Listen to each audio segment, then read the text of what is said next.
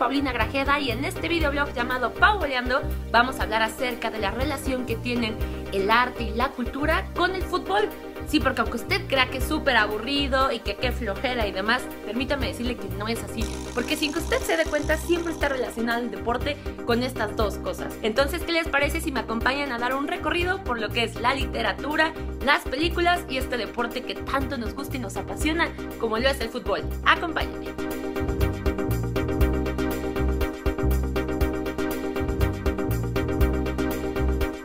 Y bueno, ahora les voy a presentar un top con las mejores películas de fútbol, las que no se pueden perder y las que seguramente ya vieron. ¿Y qué les parece si abrimos un debate y me dicen cuál es la que más les gusta? Pero déjenme acá abajo su posteo para que podamos debatir.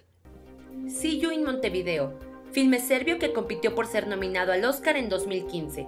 Relata la historia de lo que vivió la selección de Uruguay en el mundial organizado por ese país en 1930. La saga de gol. ¿Quién no recuerda al mexicano Santiago Muñez triunfando en el Real Madrid después de vivir gratas experiencias por Inglaterra, España y la Copa del Mundo? Atlético San Pancho. Un grupo de niños se unen para buscar su máximo sueño, jugar en el Estadio Azteca. El Chanfle, clásico mexicano en donde Chespirito estelariza a un jugador 100% americanista. Rudo y Cursi, con las estrellas Gael García y Diego Luna, la historia de dos hermanos y sus efímeras carreras como futbolistas. Green Street Hooligans, sigue a los miembros de la hinchada del West Ham en sus aventuras. Bueno amigos, ahorita vamos a visitar a Rogelio Roa, quien es uno de los dos autores del libro La Isla del Fútbol. Es un libro que habla acerca del marketing y del fútbol internacional, y junto a Antonio Rosique escribió este libro que la verdad está muy interesante y sobre todo es uno de los más conocidos en el ámbito del fútbol. Pues bueno, vamos a platicar con Rogelio a ver qué nos cuenta.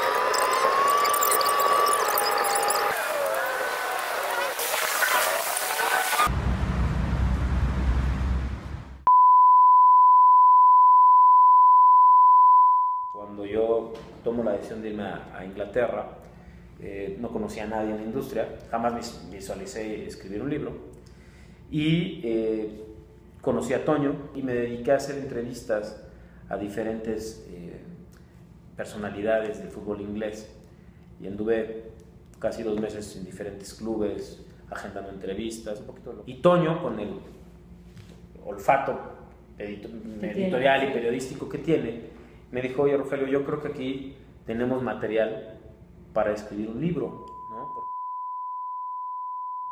Inglaterra es un país que a mí en particular, te repito, siempre me ha llamado, y particularmente Liverpool es una ciudad pequeña, pero es una ciudad sui generis en muchos sentidos. Le vas a Liverpool, ¿verdad? Fíjate que le voy a Liverpool, pero como que allá me gustaba llevar la contra, porque siempre me ha gustado siempre me ha gustado en mi vida llevar en muchos sentidos la contra para muchas cosas. Siempre he dicho que el libro se hizo como a 4 manos en términos de albañilería, porque Rosique escribía su parte, yo escribía la mía, yo se la mandaba a Toño, Toño le empezaba a dar como un toque un poco más estructurado, ¿no? Porque aunque él tampoco había escrito ningún libro para ese entonces, pero evidentemente tenía más nociones que las mías. Y después de que había pasado eso, él me mandaba de regreso mi parte, para que yo más o menos, si lo quieres ver así, viera que no hubiera quitado a lo mejor parte de la esencia o algún detalle que fuera importante, le hacía una que otra observación y demás, y se la regresaba a Toño para que Toño como que le diera el toque final.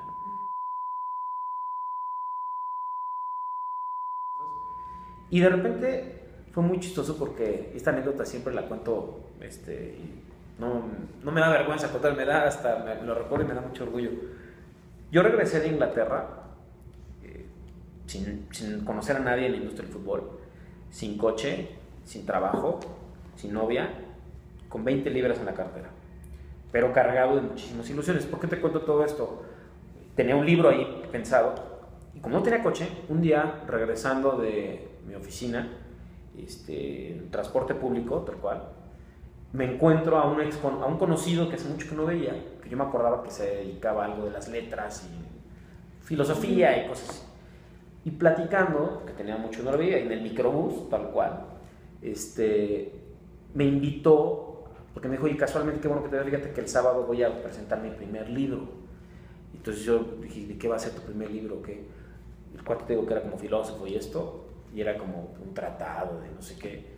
Y me regaló, ahí en el microbús me regaló su libro. Yo cuando vi su libro, pues vi que era un libro muy modesto, muy discreto, pero hecho con mucha pasión. Y le dije, ¿quién te editó esto? Pues fíjate que fue una editorial independiente, porque fui y toqué la puerta de muchas editoriales y nunca nadie me la abrió. Frecuentemente, ahí, en esa plática que yo tuve en ese microbús, se me prendió el foco y yo dije, a ver, nosotros, Rosique y yo, tenemos ahí un extracto que me gustaría que por lo menos alguien evaluara, o sea, si vale la pena, no vale la pena. A lo mejor lo que escribimos fueron puras tonterías, porque lo que menos queríamos era dar cátedra de nada, porque no éramos, ni somos, creo todavía, quienes como para andar diciendo qué se debe y qué no se debe hacer. Simplemente era compartir una experiencia.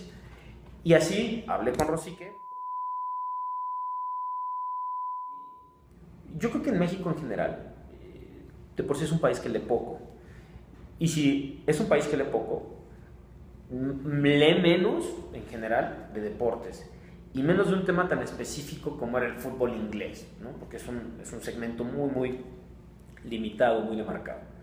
Sí es complejo porque las editoriales, con sobrada razón, porque pues aquí todo esto debe ser un negocio, difícilmente apuestan.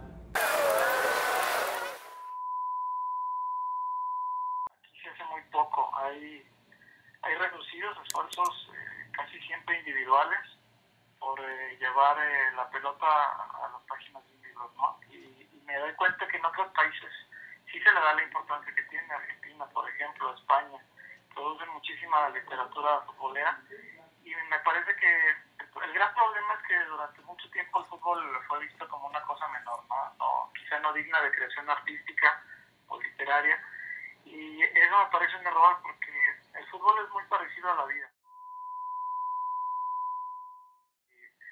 Si Borges se atrevió a hacer una conferencia catedrática el día que su país jugaba una final de Copa del Mundo a la misma hora, pues imagínate, ¿no? Pero estás hablando de un monstruo de la literatura que por unas o por otras no le gustaba el fútbol, y es muy respetable. Lo primero es que comprendo las tres partes. Me parece que sin entendimiento no hay razón. Tienes primero que, por supuesto, entender de fútbol, saber más o menos cómo se mueve esto. Entiendo también cómo se vibra del otro lado, cómo vive el que está frustrado de no haber podido estar dentro del terreno de juego, ¿no? Como a lo mejor hubiera soñado, igual que millones de personas lo soñaron. Entiendo cómo se vive, entiendo la catarsis de la tribuna. Me parece que eso es básico, ¿no? Comprender esas dos. También entender un poquito la otra parte, la literaria. Saber para qué sirven las letras, entender y tener muy claro qué quieres transmitirle a la gente, si es que tienes algo que contarle, saber por qué se lo vas a contar, respetar mucho las letras, que eso me parece indispensable, porque si le pierdes respeto a las letras, pues no tienes nada que estar haciendo acá.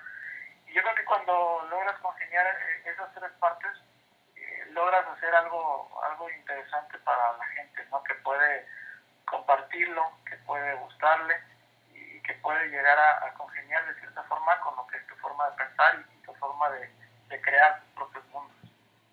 Bueno, eso fue todo en este videoblog y no se olviden de seguir Pau Boleando porque vamos a tener más información acerca de otros deportes. Yo soy Paulina Grajeda y no olviden seguirme en mi cuenta de Twitter. Hasta la próxima.